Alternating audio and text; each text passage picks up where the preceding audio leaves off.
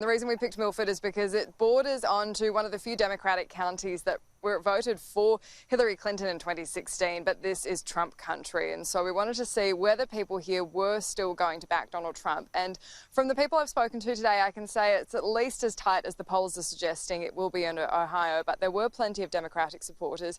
There were two really key themes. Firstly, the coronavirus, but also the Black Lives Matter movement and the protests and rallies that have come with them. So if we start with that first, that's something where I sought out both the house that had the call flutes for a Biden supporter and also call flutes for a Trump supporter to see what their main issues were, and both of them were saying this was a key issue. I'm sad. I'm sad and I'm frustrated. I would like everybody to come together and sit and talk through dialogue, and instead of, listening to some guy on Facebook or somebody on Twitter saying, we have to defend this and cities will burn if this guy is elected, and everything against each other.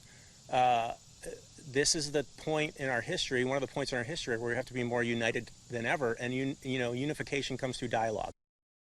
The Floyd deal that was there, I'm sorry, but the man had a mile-long record of bad things that he's done, and yet we're praising him because a policeman, I'm not saying that the policeman might not have used extra force, but if you're told to stop, stop.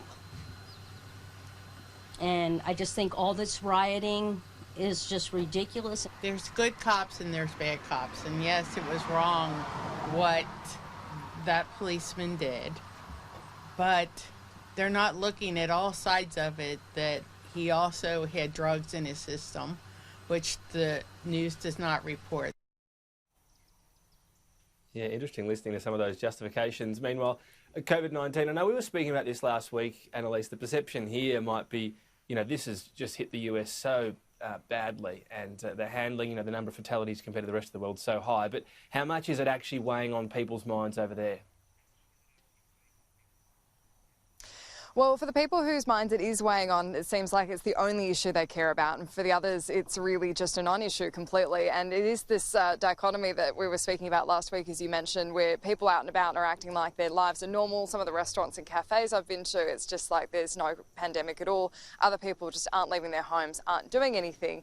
And this is the real difference we've seen between the Trump supporters and the Biden supporters with their approach to how to deal with the pandemic and also their opinion of it. So in Ohio, where I am, there's over 11 million people, 128,000 cases and 4,000 deaths from coronavirus, which are extraordinary numbers when you compare it to Australia. But for many people here, they're really just going on as if nothing had happened. But the Democratic supporter I spoke to is very concerned.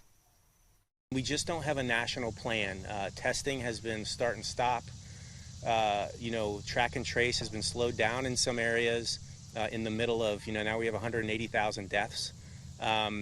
And I don't know if anybody feels like there is a coordinated plan to at least minimize coronavirus until a vaccine is out there and we can inoculate people. And so now we're all suffering much longer than most nations in the world. I think that it's all political, and they're trying everything in their power to get Donald Trump out. And I'm sorry, I don't believe in wearing the masks, and I don't wear a mask unless, well, I'm an essential worker also, and I have to wear a mask at work. But it's my Donald Trump mask. Well, there was a twist there with the essential worker. It really is the land of the Voxy, by the way, isn't it? So willing to talk on camera. It must be great getting Voxies over there. What about the mood on the ground, Annalise, and the crucial question, whether voters are actually going to go out and cast their vote? Yeah, Tom, I was actually a bit nervous about trying to get Voxies wearing a mask, as I do when I'm not crossing. And as you can probably tell from all the technical issues I've been having, I am here on my own. And so it is challenging, but Americans do run to a camera. They love it. And they're incredibly articulate about their opinions, whether you agree with them or not. And so it is fascinating to see what people are willing to talk about. Today, when I was going around Main Street in Milford, you just pick the first people you come across to see what they have to say. I did happen to get 3 Democratic supporters in a row, but they all supported the Democrats for very different reasons.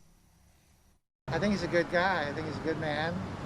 I think he's moral. He's going to mend some fences that with our European allies especially. The response has been lazy and it wasn't taken seriously by the administration. So it's a domino effect. Supporters of the administration, of course, started not taking it seriously, and it just went downhill from there. Mostly social reasons, social justice reasons, racial injustice, environment, healthcare.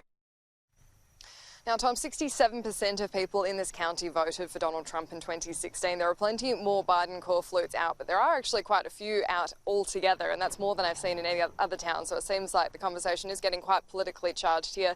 And saying that if you are the one who lost last time, you've probably got more impetus to be showing your colours rather than going with the mainstream, which is Donald Trump around this part of the world. And there's still a long way to go until Election Day. So we'll be speaking to plenty of people up until then.